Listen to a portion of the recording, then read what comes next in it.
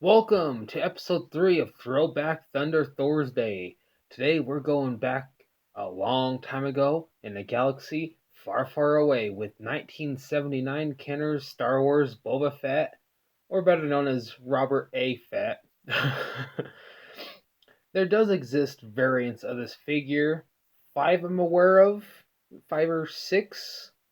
One has lighter limbs, brighter red on his forearm, and also brighter red on his visor. For better look, I'll show you.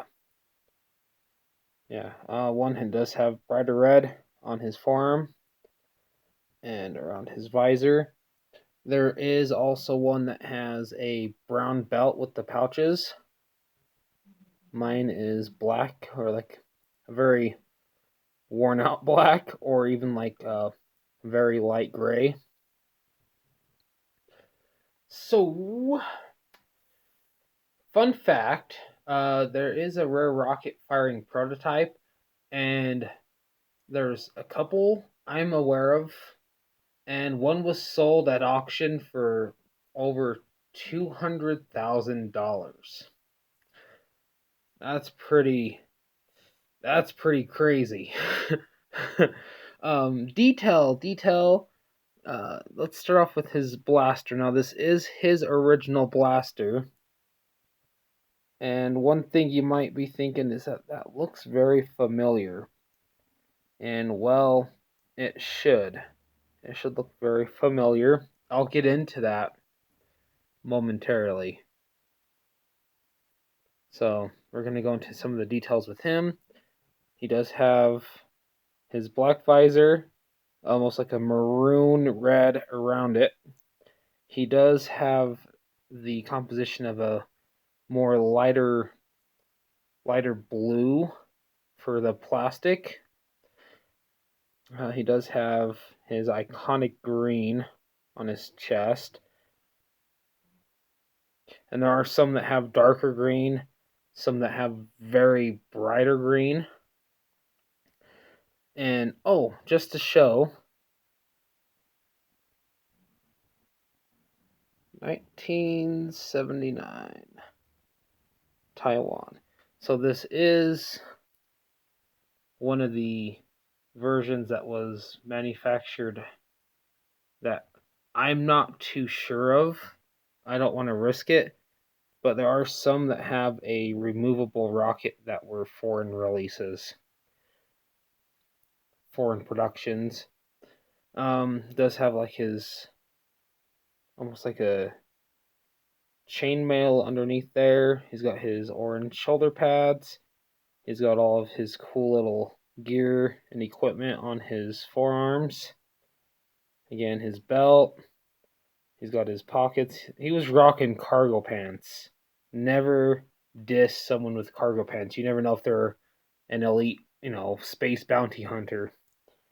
He's got his orange knee pads. He's got some cool little molded in detail on his legs, and he's got his boots and pants.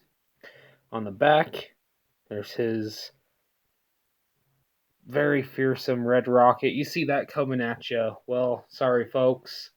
That's the last thing you're going to see until you join the Force. And may the Force be with you. You'll need it if you encounter this guy. He's got his jetpack. He's got his little rockets molded in right there. Very, very cool. His pants are even got the wrinklage on them. You need to iron your clothes there, Robert. And his helmet, too, he does have.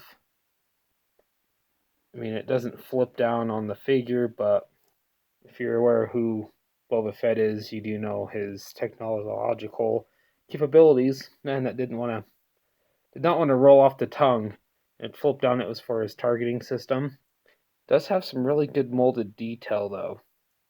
Especially for its age. I give him props for that, especially like around his neck. Articulation. He can do a full 360 at the head, full 360 at the shoulder, and can kick out that far. but is hindered. It's about as far as his leg goes back. The leg kind of runs into the back. The back of his thigh kind of gets in the way. Yeah, it's a really great figure. Let's give him his blaster stand. All right, so another fun fact, between 1979 and 1983, the same mold was actually available carded for a mail away figure. So you'd send in points, you'd cut out and money, and boom, they would send you a Boba Fett figure. So the next thing I'd like to talk about with this is the timelessness of this figure. It's such a, he's become such an iconic character within the Star Wars lore. There's been books, there've been comic books, there's been video games, and most recently Book of Boba, which from what I've seen, it's they've done it very, very well. They stayed true to his character, the rich thickness of his character. Very odd choice of words to use, but I'm sure you feel me on that. They've kept who Boba Fett is Boba Fett. They haven't tossed his character around. They haven't run it through the wash. They've done it justice. And let's hope that they continue doing justice. And from what I've been told by people, that this figure is very wanted, and it could be a mix of, its rarity, or just the nostalgia of it, or just, just the cool factor. Like, it's cool that I own I own this figure and he has his blaster. I know not a lot of the Star Wars figures came out of that certain time with all their accessories. Um, Most notably, Vader, Luke, and Obi-Wan. The version of Luke with the lightsaber that would slide out of his arm. They have these little thin pieces of plastic on the tips of their lightsabers, and a lot of those are, well, either got chewed off, broke off, bent, or were just the whole lightsaber was, missing. And mine thankfully have those still. So it's cool that this is still complete. Sure, it may not look, it's in, the best condition. He does have some scrapage going there along the top of his pockets right there. And he's got a little bit of scratches on his chest. But as we all know, he doesn't get his armor fixed up until years later. So I'm thankful for having it the way that it looks. So some more little fun facts. There's, again, some foreign versions do possess the removable rocket in the back. I do not dare try to. I I don't want to break that. And with where the one for the prototype, and I think it was I think it might have been like 2011, 2012, or even back as 2010. When Hasbro re-released it, they did give the rocket firing gimmick back, and there's a little J on the back. I think it was called like a J slot. So I know that there's some Transformer figures that back when they launched missiles, there's some that had a little J slot. It was a little tension spring that would run right there and launch the missile out. So I haven't tested messing around with that, trying to get that to pull out. I'm just gonna leave it as it is.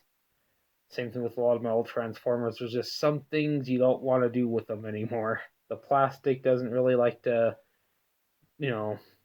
agree with you most of the time when it hits a certain age. Another cool little fact about this is that this blaster, as I was talking about, it might seem kind of familiar, and it's because, yikes,